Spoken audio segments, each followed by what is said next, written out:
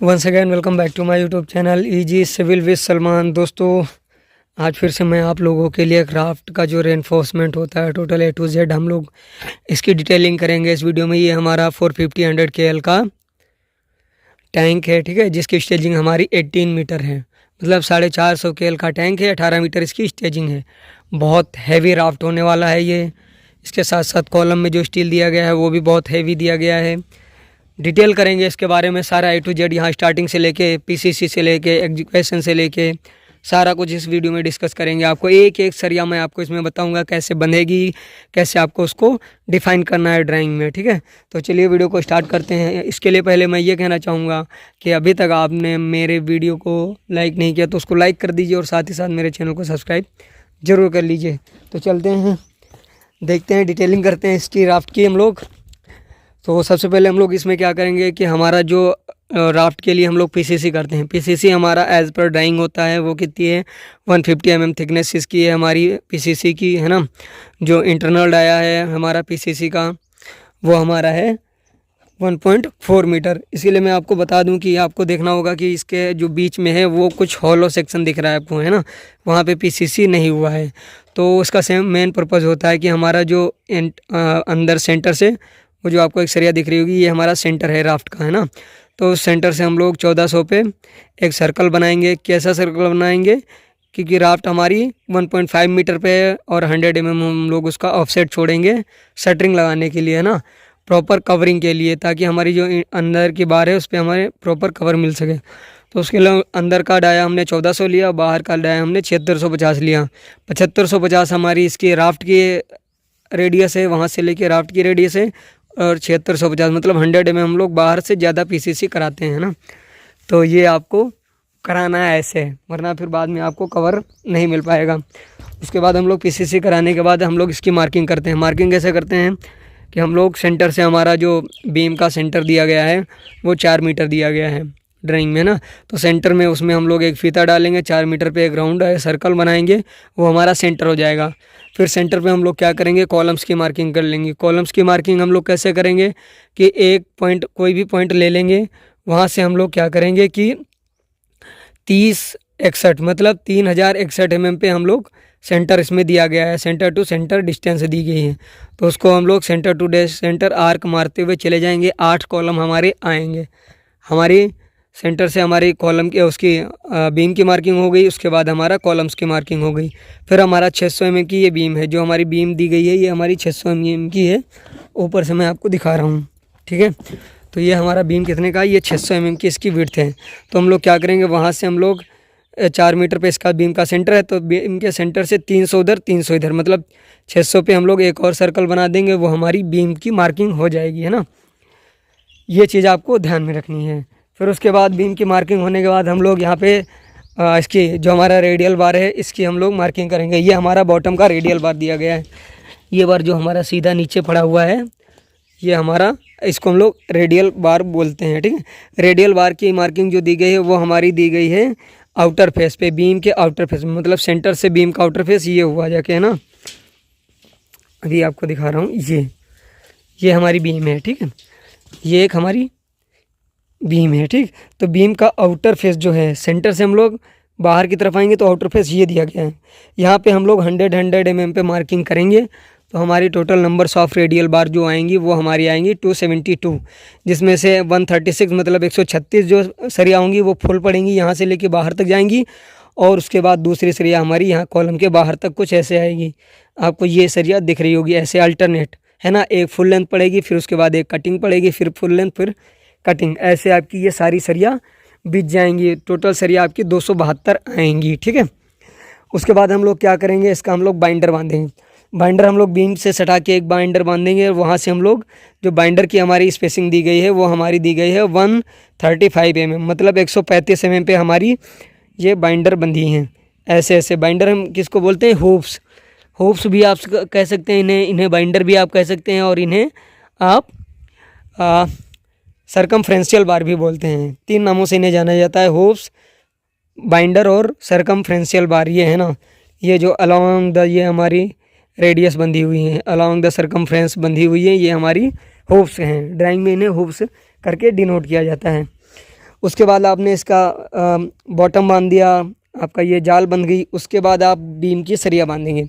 Beam की सरिया कैसे बांधेंगे, बीम का इसके पहले आपको कटिंग लेंथ निकालनी होगी। तो बीम के हमारी जो ये हमारी चौड़ाई है ये 600 दी गई है। तो 600 की जगह हमारा जो रिंग कटेगा वो हमारा कटेगा 520 का, 45 हमारा कवर रहेगा। ठीक, तो हमारा ये 520 का कटेगा। इसकी जो हाइट दी गई है रिंग की वो हमारी दी गई है यहाँ से, ये रिंग की हमारी साइड दी गई है 1100, मतलब बीम हमारा 1100 का है। तो हमारा जो रिंग कटेगा वो 1020 mm का कटेगा। उसके बाद हमारा इसमें 4 लेग डिस्टर्ब दिया गया। आप एक चीज़ देखेंगे कि 4 लेग डिस्टर्ब, एक हमारा 2 लेग ये स्टर्प है पूरा, इसे हम लोग मास्टर रिंग बोलते हैं, और बीच में हमारा 2 लेग डिस्टर्ब ये बंधा हुआ है, मतलब एक पूरा बंधेगा और एक ये हाफ छोटा सा हमारा है ना। ये हमारा 510 का है, ये हमारा 165 कुछ mm का है। ठीक है, तो ये ऐसे आपको बांधनी है। अब इसकी भी मार्किंग आप रिंग की कैसे करेंगे, ये रिंग के भी 100 mm सेंटर टू सेंटर बंधा हुआ है। इनर साइड पे इनकी मार्किंग की गई है 100 mm सेंटर टू सेंटर, ये सारे रिंग बंधे हुए हैं, है ना। फिर उसके बाद हम लोग कॉलम खड़ा करेंगे। कॉलम में एक चीज़ हम लोग और ध्यान देंगे कि कॉलम के हमारे ये जो सारे एल है ना वो बाहर की तरफ नहीं होने चाहिए। इसमें देख लियो कुछ एल अंदर की तरफ दिए गए हैं बीम के अंदर की तरफ, और कुछ एल बाहर दिए गए हैं। तो ये आपको ऐसे ही कराना है। उसके बाद आपको इसमें ड्राइंग में देखेंगे तो इसमें और हमारी जो फेस बार होती है, एक बीम में फेस बार डिनोट की जाती है।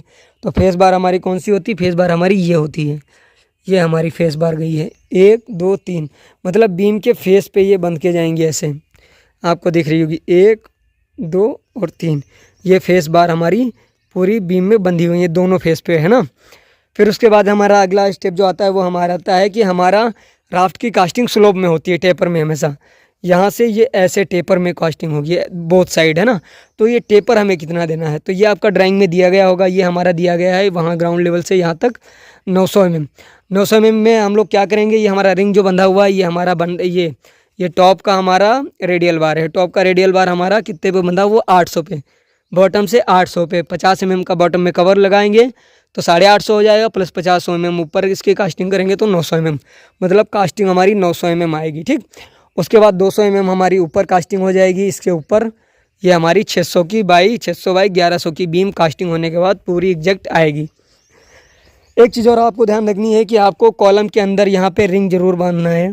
किसी किसी साइटों में आपके कॉलम में अंदर रिंग नहीं बांधते हैं, तो ये आपको रिंग जरूर बनवाना है। और रिंग सारे अल्टरनेट होने चाहिए।